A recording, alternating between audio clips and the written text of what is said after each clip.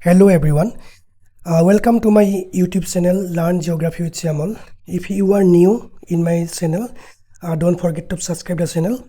Okay, in this class we are going to discuss about typology of regions in regional development. This is an important topic in our UGC NET examination paper 2, that is geography.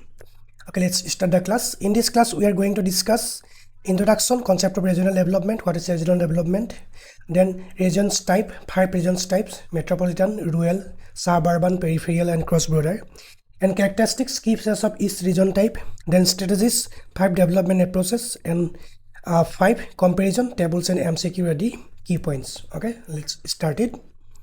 Introduction, understanding regional development. Okay, what is regional development?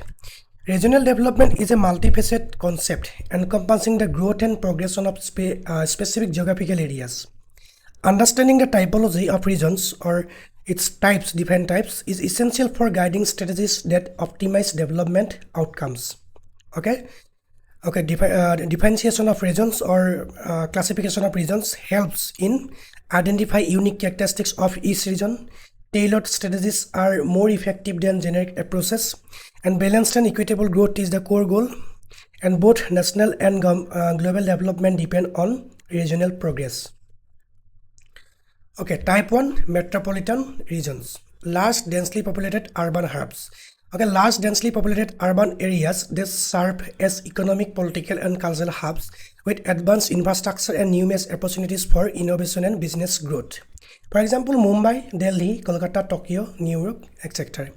Okay, key characteristics of metropolitan regions: high population density, millions of people in concentrated urban areas, and diverse economic sectors, finance, IT, manufacturing, services all coexist. Advanced infrastructure, transport networks, utilities, digital connectivity. Then cultural and educational hub, universities, museums, research institutions. Okay, these are some characteristics of metropolitan regions. Okay, challenges: urban sprawl, traffic congestion, high cost of living and overcrowding. These are some disadvantages in metropolitan areas. Okay, coming to our next type, rural regions, sparsely populated areas dominated by agriculture and natural resources. Sparsely populated areas often dominated by agriculture and natural resource extraction. These regions face unique challenges related to access to services and economic opportunities. Examples: villages in Bihar, UP, Rajasthan, Amazon rainforest regions. Okay, key characteristics: low population density, dispersed settlements with smaller community sizes, and primary economic activities in rural areas. Agriculture, mining, forestry, fishing dominates the rural economy. Then limited infrastructure, poor roads, limited electricity, public services. Proximity to natural resources, rich in forest, minerals, water bodies and farmlands. Okay, there are some challenges in rural areas also, rural regions also. Out-migration, that means brain in, limited access to services, air, and poor transport and connectivity. Coming to our next region, suburban region, outskirts of metropolitan areas with mixed urban-rural character. Okay, mixed urban-rural character. Suburban regions lies on the outskirts of metropolitan areas, offering a mixed urban and rural characteristics, often known for residential development and serving as commuter zones. Okay, key characteristics: moderate population density, denser than rural but less than metropolitan, mixed economic activities, residential, commercial and light industrial zones. Okay, some examples of suburban regions are Gurgaon, Delhi, NCR, Thane, Mumbai, Whitefield in Bangalore. And another characteristics of suburban regions: proximity to metro areas, well connected through highways, rail and transit routes, moderate service access, better amenities than rural but less than urban core. Okay, there are some challenges also: urban sprawl, transport congestion, over dependence on metropolitan core. Okay, coming to our next type, type 4, peripheral regions, geographically isolated regions at the edges of country and continent. Peripheral regions are often located at the edges of country or continent. These regions experience socio-economic disadvantages due to their geographical isolation from core economic centers. For example, Northeast India, Ladakh, in islands like Andaman and border districts. Key characteristics: geographical isolation, remote location, difficult terrain, limited connectivity, limited economic opportunities, narrow economic base, few industries or markets. Lower infrastructure investment, roads, hospitals, schools remain underdeveloped. Tourism and resource potential, scenic beauty, biodiversity and rich mineral resources. There are some challenges also: isolation, infrastructure gaps, limited economic diversity and brain drain. Okay, type 5 cross-border regions. Regions straddling political or administrative boundaries. Cross-border regions straddle political or administrative boundaries and face unique challenges and opportunities. Decisions often require cooperative development strategies across borders. Examples: Indo-Nepal border, Punjab, India, Pakistan, Punjab, Indian-Pakistan border, European Union border regions. Okay. Key characteristics: straddleless boundaries, political or administrative lines bisect the region, requires cross-border cooperation, bilateral, multilateral coordination is essential. Then diverse cultural linguistic mix, multiple languages, traditions and ethnicities coexist. Economic interdependence, trade, labor and resources flow across boundaries. Okay, there are some challenges also: complex administration, policy coordination, security concerns and governance gaps. Okay, now this is a comparison of regional typologies. Comparison table. Typology: metropolitan, rural, suburban, peripheral and cross-border. Population density in metropolitan region high, rural low, suburban moderate, peripheral low to moderate, cross-border varies.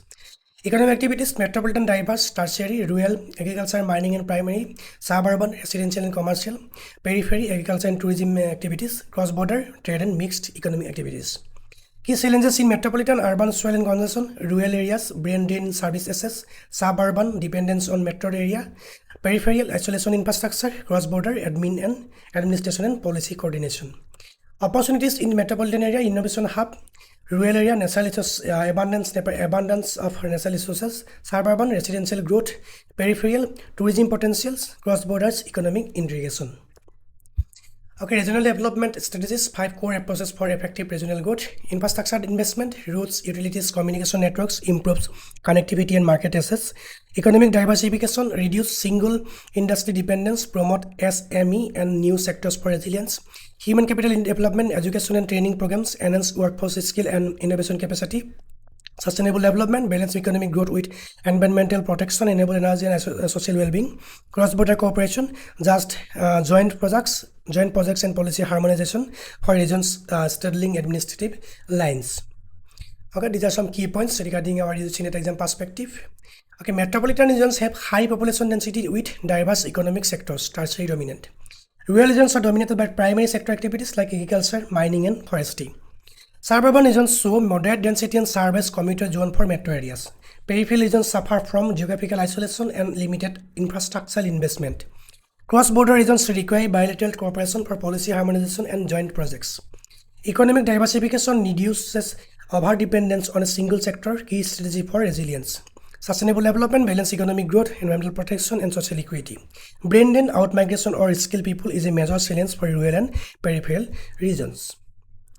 Okay, some practice questions. What is the importance of regional typology in development? Regional typology helps identify unique characteristics and challenges of each region, enabling tailored and effective development strategies.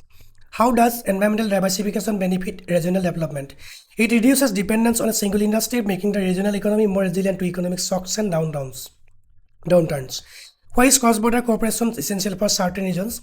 Cross-border regions benefit from collaboration with neighboring areas in terms of economic development, cultural exchange, and shared infrastructure.